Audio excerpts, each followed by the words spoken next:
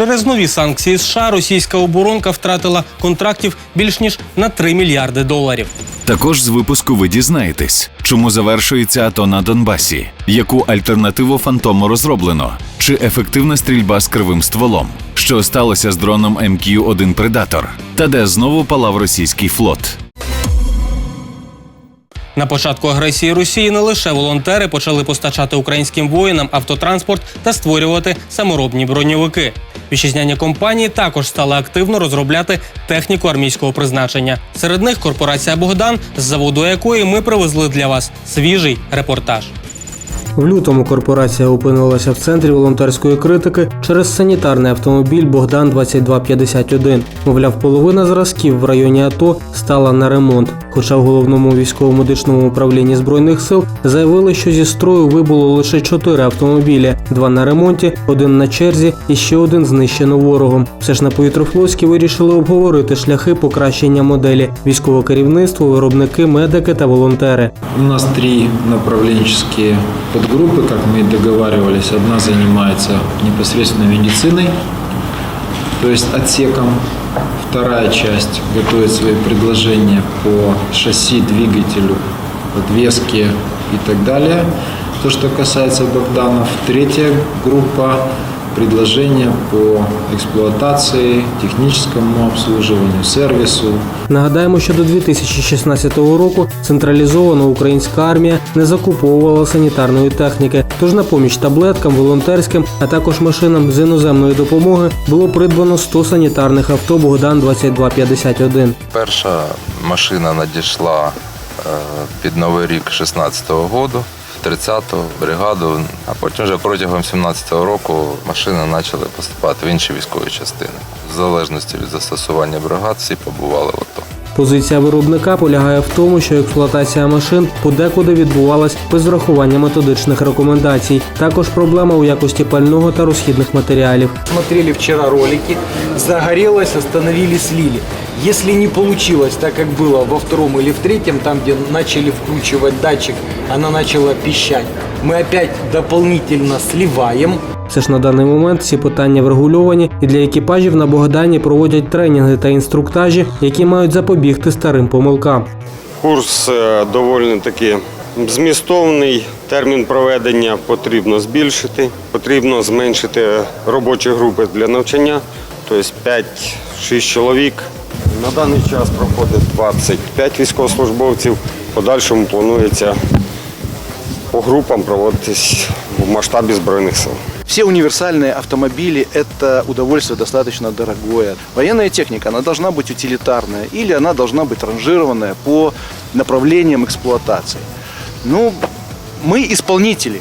Какое в конечном итоге появится техническое задание и медико-санитарные требования новые на этот автомобиль, такий продукт ми і создадим. Це відбудеться не скоріше, ніж за кілька місяців. А вартість нової еволюції санітарки може як зрости, так впасти. Залежить від технічного завдання військових. Коли ж покращена версія «Богдан-2251» буде готова, чекайте у техніці війни окремого сюжету. А поки, користуючись візитом до Черкас, ми поцікавились у виробника іншою автотехнікою, яку пропонують Збройним силам України. Наприклад, вже 2 роки тут працюють над заміною радянського ГАЗ-66 і зараз розглядають 3 шасі. Вже демонструвалася господарська версія з радянською ходовою, кабіною виробництва «Джек», а також 130-сильним турбодизелем, коробкою перемикання передач та заднім мостом від Hyundai HD72. Посунутіше шарика має усі шанси також модель Kia KM450, яку готові обладнати за потребами українських захисників. Все ж найбільш ґрунтовна робота ведеться за 3-м варіантом.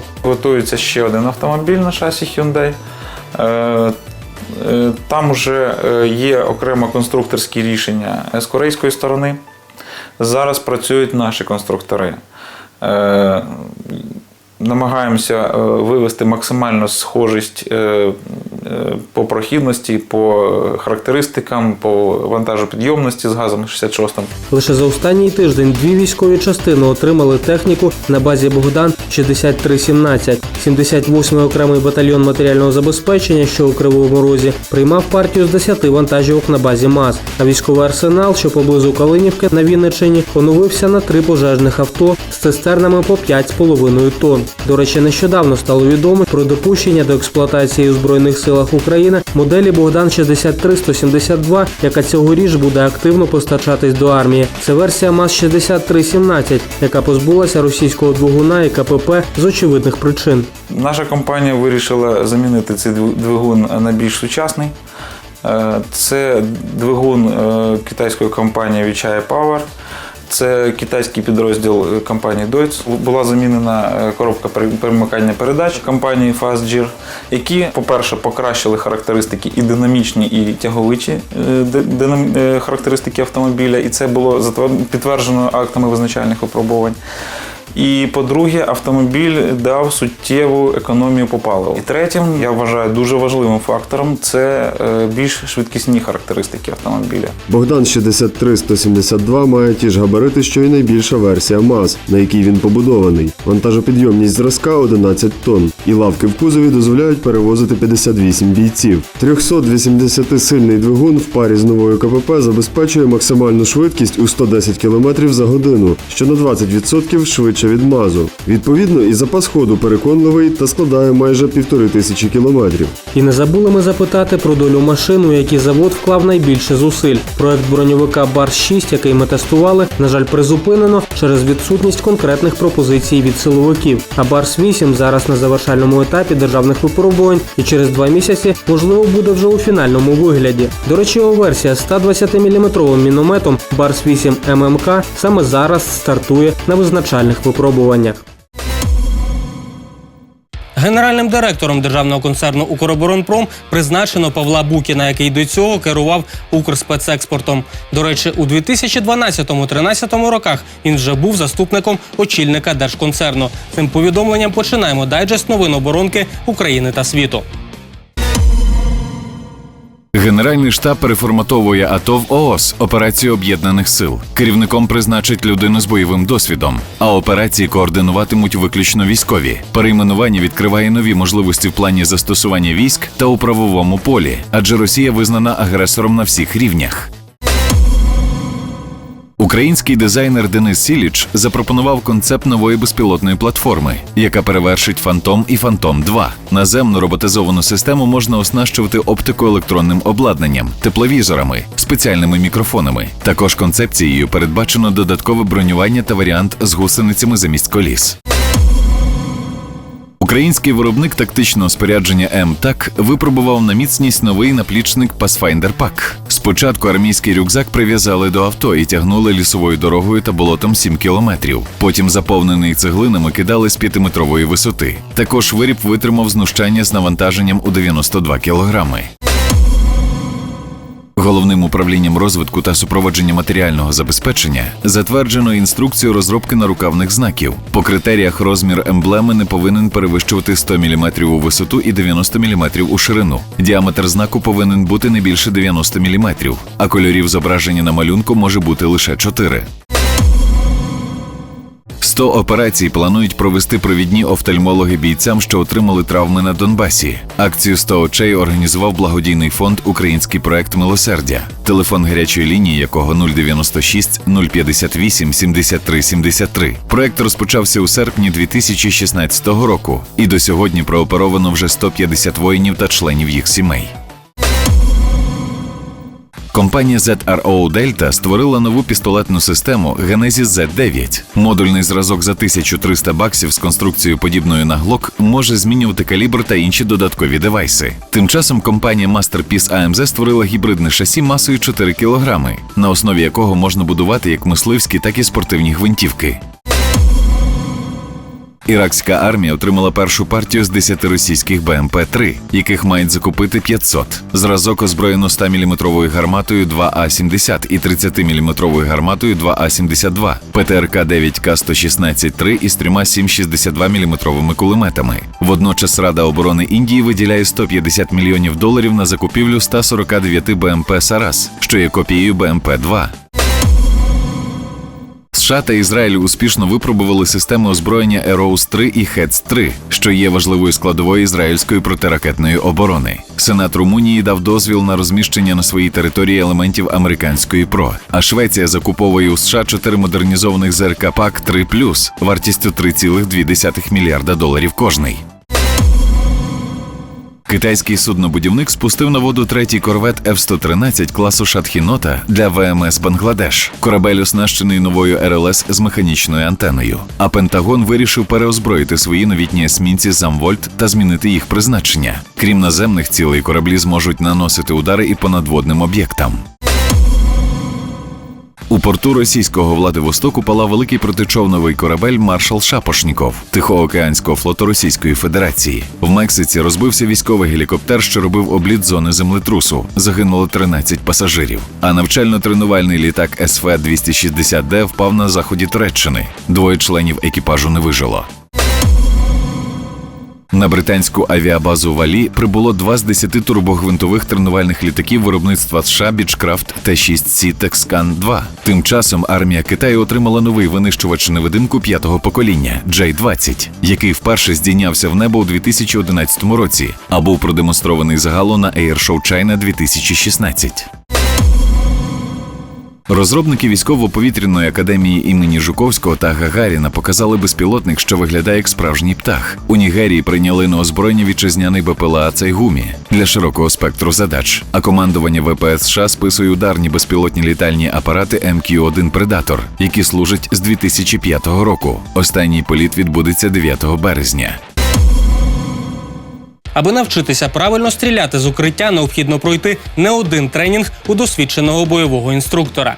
Тут важливо положення тіла, правша чи шульга тощо. Аби полегшити це завдання та зробити бій безпечнішим, людство давно розробляє різні девайси. Чого досягли за останні 100 років, знає наш журналіст Геннадій Салівон. У позиційних боях Першої світової з'явилися перископічні гвинтівки. Вони дозволяли відстрілювати ворога з окопів, не підставляючись під його кулі. Удосконалені версії використовувалися і під час Другої світової усіма сторонами. Для станкових кулеметів випускалися перископічні приціли. Проте найбільш відомим пристроєм для стрільби з укриття тих часів є німецький Крумлауф, дослівно кривий ствол для штурмгеверу 44. Цей пристрій є призматичним перископічним прицілом. Він разом з кривим стволом не є частиною зброї, а кріпиться до неї за допомогою спеціальних кронштейнів. Біля місця кріплення є 2 лінії отворів для відводу газів. Гладкий ствол має діаметр 16 мм та радіус вигину 250 мм. Кінцева ділянка ствола Крумлауфу є прямою, і це стабілізує кулю після повороту. Крумлауфи випускалися в 2 варіантах – зі стволом під кутом 90 градусів для танкістів та під 30 градусів для піхоти. Пристрій показував непогану влучність. На 100 метрів кулі вкладалися в коло у 30 сантиметрів. А от його радянський аналог, кривостволий ППШ, виявився навпаки невлучним та ненадійним. І в серію не пішов. Проте спроби створити подібну зброю у СРСР продовжувалися. Але єдиним кулеметом, що було прийнято на озброєння, став Горюновський КСГМ для фортечних установок БУК. Новий етап розвитку зброї для укриттів розпочався із появою електронно-оптичних пристроїв. Завдяки рекламі сьогодні найбільш відомий пристрій Corner Shot виробництва одноіменної американо-ізраїльської компанії. Його зараз використовують спецпризначенці майже 20 країн. Це кронштейн, в який може інтегруватися будь-який стандартний пістолет. Сюди впишеться Glock 17, Beretta чи Sig Sauer, тобто будь-який класичний пістолет. Тут є дистанційний важіль для спуску гачка, а також камера в кінці, яка передає зображення на дисплей. З корнершотом можна однаково влучно вражати цілі, що заховані за стіною, в підвалі або через стінку.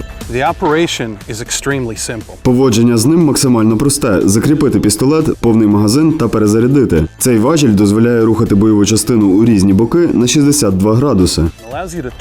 Набагато менш відомий набір французького піхотинця Філін. До нього входить денно-нічний приціл. Зображення з нього може передаватися на дисплей, що вбудовано в шолом. Але хітом стала презентація пристрою Shot Glass від американської компанії Tracking Point. Виріб на основі окулярів Google Glass компанія пропонує використовувати для стрільби із закритих позицій разом із своїм комп'ютеризованим комплексом Precision Guided. Проте все це дуже дорогі рішення, але існують бюджетні варіанти. Поява коліматорних прицілів підштовхнула багатьох виробників повернутися до розробки простих, але нових перископічних пристроїв. Цей пристрій може використовуватися у спеціальних операціях. Він увертається у будь-якому напрямку. З ним я можу стріляти як із звичайного положення, так і з укриття. Ви бачите, що я добре захований за цим укриттям. І це дзеркало дозволяє вам безпечно вести вогонь із-за кута. Це мінімальний кут, але якщо необхідно покрити більший діапазон огляду, то дзеркало регулюється під іншим кутом, та навіть з іншого боку від автомата. В коментарях до цих відео обговорюють також, чи можна стріляти із закритих позицій з позаштатними оптичними пристроями радянського виробництва. Програма «Техніка війни» вирішила перевірити це на практиці. Это зеркало предназначено для того, чтобы контролировать качество прицеливания бойца, да, наблюдая это сбоку. Прикрепляется это зеркальце вот таким штативом снизу перед магазином. Стрельба с ним не предусматривалась, это зеркало холостой пристрелочки.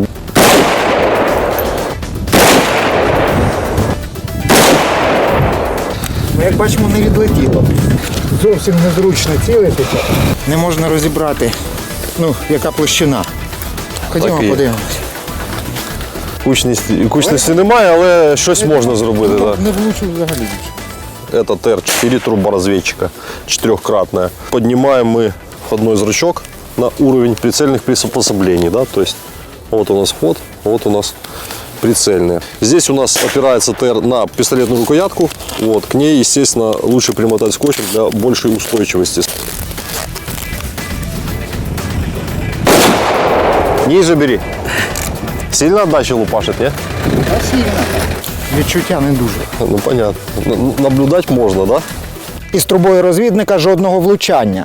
З дзеркальцем нам вдалося влучити в мішень з невеликої відстані. Проте не слід сприймати наш експеримент як рекомендації. Кожен сам повинен вирішувати, використовувати йому позаштатні пристрої чи ні. Усі девайси, про які ми розповіли в сюжеті, об'єднує один недолік. Стрілець сам тримає зброю в руках, а отже може бути вражений більш потужними або осколковими боєприпасами. Тому сьогодні розробники зброї в усьому світі працюють над комплексами, що керуються дистанційно. І в Україні за останні роки подібні зразки представили вже близько 5 виробників. До речі, про наземні роботизовані системи та новий наказ щодо форми одягу дізнаєтесь за тиждень. Нагадаю, цей та попередні випуски можна знайти на сайті 24 каналу та Ютубі військового телебачення. Дивіться нас.